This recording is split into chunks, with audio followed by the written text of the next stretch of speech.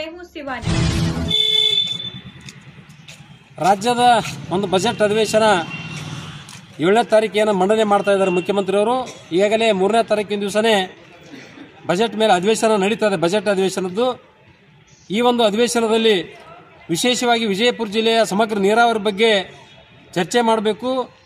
ಇದಕ್ಕೇನು ಸಮಗ್ರ ನೀರಾವರಿ ಸಲುವಾಗಿ 524.256 ನೀರು ನಿಲ್ಲಿಸಲಿಕ್ಕೆ ಸರ್ಕಾರ ಕ್ರಮ ಕೈಗೊಳ್ಳ ತಿಳ್ಕೊಂಡು ಹಲವಾರು ಬಾರಿ ಹೋರಾಟ ಮಾಡಿದ್ರು ಕೂಡ ರಾಜ್ಯ ಸರ್ಕಾರ ಎಚ್ಚೆತ್ತುಕೊಳ್ತಾ ಇಲ್ಲ.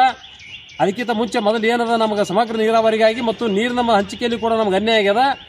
ಆ ಕಾರಣಕ್ಕಾಗಿ ಆಲಮಟ್ಟಿ ಲಾಲ್ ಬಹದ್ದೂರ್ ಶಾಸ್ತ್ರಿ ಜಲಾಶಯದ ನೀರನ್ನು ಮತ್ತು ನಾರಾಯಣಪುರದ ಬಸವಸಾಗರ ಜಲಾಶಯದ ನೀರನ್ನು ಮರು ಹಂಚಿಕೆ ಮಾಡಬೇಕು. ಹಂಚಿಕೆ ನಮಗೆ ಸರಿಯಾಗಿಲ್ಲ, ನಮಗೆ ಅನ್ಯಾಯ ಆಗ್ಯದ.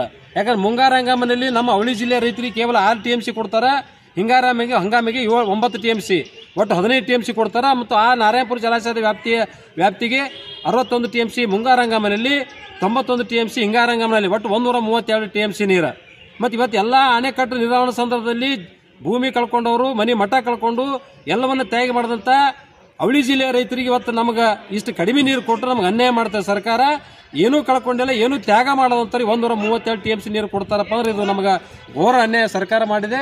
ಆ ಕಾರಣಕ್ಕಾಗಿ ಏನು ಬಜೆಟ್ನಲ್ಲಿ ನಮಗೆ ಇದು ಮರು ಹಂಚಿಕೆ ಮಾಡುವಂಥದ್ದು ಆಗಬೇಕು. ಇಲ್ಲಕ ನಮಗೆ ಇದು ನ್ಯಾಯ ಸಿಗೋದಿಲ್ಲ. ಪ್ರತಿ ಬಾರಿನೂ ಕೂಡ ನಮಗೆ ಬೇಸಿಗೆ ಸಂದರ್ಭದಲ್ಲಿ ಜಾನುವಾರು ಕುಡಿಲಿಕ್ಕೆ ನೀರು ಕೆರೆ ತುಂಬುವುದು ಮತ್ತು ಬೆಳೆಗಳಿಗೆ ಬೇಕಾದ್ರೆ ಹೋರಾಟ ಮಾಡಿನೇ ನೀರು ಬಡಿಸುವಂಥ ಪರಿಸ್ಥಿತಿ ನಮ್ಮ ದುರ್ದೈವ ನಮ್ಮ ಜಿಲ್ಲೆಯ ರೈತರಿಗೆ ಆಗ್ಯದ. ಇದು ಯಾವ ಕಾರಣಕ್ಕೂ ಆಗಬಾರ್ದು.